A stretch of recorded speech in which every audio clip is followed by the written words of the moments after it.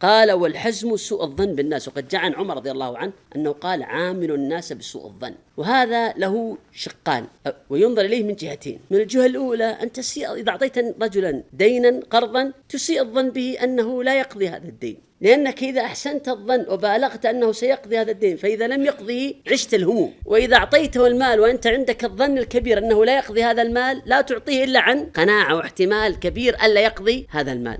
فتتعامل مع الناس بالسوء الظن من هذه الجهة بأن تكون حذرا. والسوء الظن ممنوع من جهة أخرى بأن تجزم في الحكم على الآخرين بسوء الظن. الحكم على الآخرين بسوء الظن هذا لا يجوز. إياكم الظن فإن الظن أكذب الحديث. أخرجه البخاري ومسلم عن أبي هريرة. وقال الله عز وجل اجتنبوا كثيرا من الظن إن بعض الظن إثم. ليس كل الظن لكن إن بعض الظن إثم، وأنت لا تميز، فإياك والوقوع في الظن المحرم. فعامل الناس سوء الظن أي بالحذر. وإن كان حبيبا لك كلمته بسر ضع عندك احتمال أن يباح سرك، فإذا أنت لم تستطع حفظ سرك فأولى ألا يحفظه. فعامل الناس سوء الظن. اتصل عليك رجل وسألك أسئلة ضع عندك احتمال أنه يسجل، فعامل الناس سوء الظن. تعاملت مع عدو أو مع عامة الناس في بيع والشراء عامل الناس سوء الظن، ضع عندك احتمال أن تخدع إلى غير ذلك. هذا نافع من جهتك بأن تعامل الناس بحذر، لكن يحرم عليك معامل الناس بسوء الظن أن تحكم عليهم بسوء الظن. فهذا له شقان. واضح إن شاء الله يا مشايخ؟